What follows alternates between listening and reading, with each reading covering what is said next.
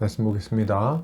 시편 103편 8절에서 22절까지 말씀입니다. 같이 읽겠습니다. 여호와는 긍휼이 많으시고 은혜로우시며 노하기를 더디하시고 인자하심이 풍부하시도다. 자주 경책하지 아니하시며 노를 영원히 품지 아니하시리로다. 우리의 죄를 따라 우리를 처벌하지는 아니하시며 우리의 죄악을 따라 우리에게 그대로 갚지는 아니하셨으니 이는 하늘이 땅에서 높음같이 그를 경외하는 자에게 그의 인자하심이 크심이로다. 동이 서에서 먼 것 같이 우리의 죄과를 우리에게서 멀리 옮기셨으며 아버지가 자식을 긍휼히 여김같이 여호와께서는 자기를 경외하는 자를 긍휼히 여기시나니 이는 그가 우리의 체질을 아시며 우리가 단지 먼지뿐임을 기억하심이로다. 인생은 그 날이 풀과 같으며 그 영화가 들의 꽃과 같도다. 그것은 바람이 지나가면 없어지나니 그 있던 자리도 다시 알지 못하거니와 여호와의 인자하심은 자기를 경외하는 자에게 영원부터 영원까지 이르며 그의 의는 자손에게 이르리니 곧 그의 언약을 지키고 그의 법도를 기억하여 행하는 자에게로다. 여호와께서 그의 보좌를 하늘에 세우시고 그의 왕권으로 만유를 다스리시도다. 능력이 있어 여호와의 말씀을 행하며 그의 말씀의 소리를 듣는 여호와의 천사들이여 여호와를 송축하라. 그에게 수종들며 그의 뜻을 행하는 모든 천군이여 여호와를 송축하라. 여호와의 지으심을 받고 그가 다스리시는 모든 곳에 있는 너희여 여호와를 송축하라. 내 영혼아 여호와를 송축하라. 아멘. 시편 103편 8절에서 22절까지 하늘 보좌에서 베푸시는 은혜의 통치라는 제목으로 말씀을 보겠습니다. 신자는 이 땅에서 하나님의 통치를 사모하며 살아갑니다. 날마다 하나님의 통치가 이루어지기를 위해 기도하죠. 신자는 왜 하나님의 통치가 이루어지기를 사모하면서 살아갈까요? 오늘 본문을 통해 함께 살펴보도록 하겠습니다. 오늘 시편 기자는 이렇게 말합니다.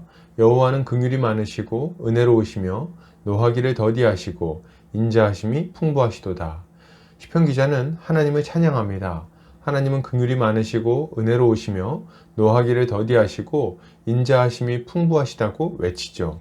그는 하나님이 자주 경책하지 아니하시며 노를 영원히 품지 않으신다고 말합니다. 또한 우리의 죄를 따라 우리를 처벌하지 않으시고 동이 서에서 먼 것 같이 우리의 죄과를 우리에게서 멀리 옮기셨다고 말합니다. 그는 하나님이 자식을 긍휼히 여김같이 자기를 경외하는 자들을 긍휼히 여기신다고 말하고 있는 거죠. 여러분, 신자는 하나님께서 자기를 경외하는 자를 긍휼히 여기시고 그 모든 죄를 사하시는 분이심을 믿어야 됩니다. 이것은 하나님의 공의가 이루어지지 않는다는 말이 아닙니다. 적당히 죄를 짓고 살아도 하나님이 눈 감아 주실 것이라는 말을 하는 것도 아니에요. 이것은 하나님의 은혜가 얼마나 놀라운지를 우리에게 알려주시는 것입니다. 하나님은 자신의 독생자를 우리에게 보내어 주심으로 우리가 받아야 할 모든 저주를 홀로 감당하게 하셨습니다. 그리고 하나님을 경외하는 자, 꼭 그분을 믿고 따르는 자들이 그리스도의 공로를 힘입어 죄사함을 받게 하신 거죠. 여러분, 우리는 여기에 주목해야 됩니다. 하나님의 긍휼은 한이 없습니다. 하나님은 동이 서에서 먼 것 같이 우리의 죄를 사해 주실 거예요. 우리는 죄를 짓고 나서 낙심하고 좌절하는 경우가 많습니다. 이 죄가 너무 무거워서 하나님이 용서해 주시지 않을 것이라고 생각하죠. 아니요, 그렇지 않습니다. 하나님은 자신을 믿고 신뢰하는 자, 그분을 경외하며 회개로 나오는 자들을 얼마든지 받아주십니다. 왜요? 예수 그리스도의 그 십자가 보혈의 능력이 그만큼 큰 거예요. 우리는 이것을 믿고 겸손히 회개하며 주님 앞에 나아가야 할 것입니다. 계속해서 보겠습니다. 시편 기자는 이렇게 말합니다. 인생은 그 날이 풀과 같으며 그 영화가 들의 꽃과 같도다. 시편 기자는 인생이 풀과 같으며 그 영화로움이 들의 꽃과 같다고 말합니다. 금세 시들어 사라져 버릴 것이라는 말이죠. 그것은 바람이 지나가면 없어질 정도로 허망한 것에 불과합니다. 그러나 여호와를 경외하는 자가 얻을 영광은 그렇지 않습니다.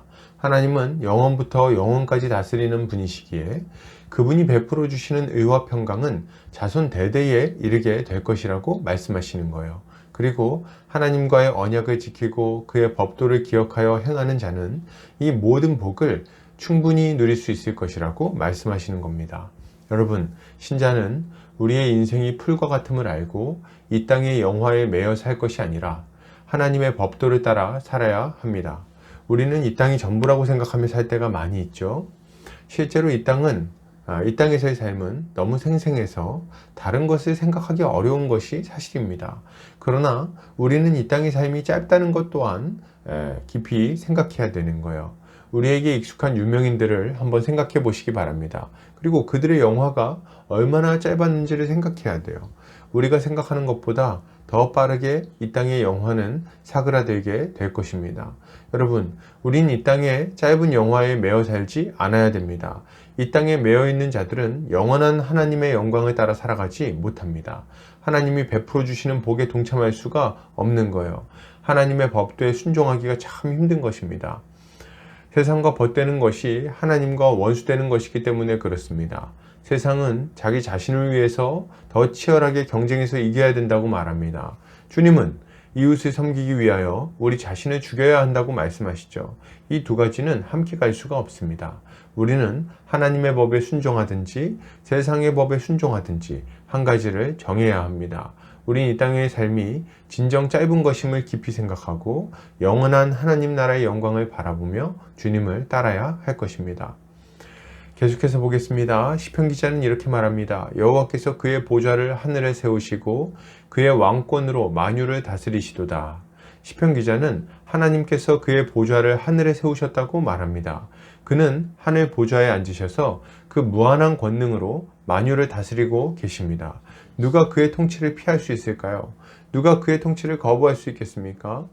능력 있는 천사들도 그의 다스림을 받으며 살아가는 사람들도 모두 하나님의 공의로운 통치에 감사하며 그의 이름을 높여야 하는 것입니다. 여러분, 신자는 높은 보좌에서 다스리시는 하나님의 말씀에 순종하고 그 말씀을 적극적으로 행하며 하나님을 찬양해야 되겠습니다.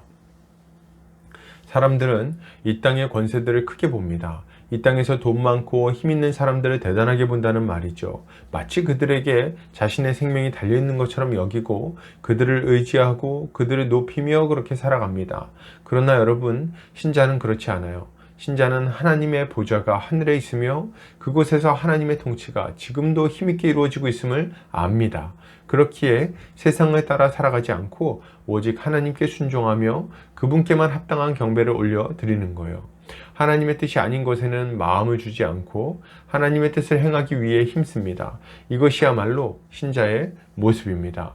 우리는 하나님의 통치가 우리의 일상 가운데 계속해서 충만하게 이루어지기를 사모하고 주님께 순종해야 할 것입니다. 결론을 드립니다. 여러분, 신자는 하나님께서 자기를 경외하는 자를 긍휼히 여기신다는 것을 믿어야 됩니다.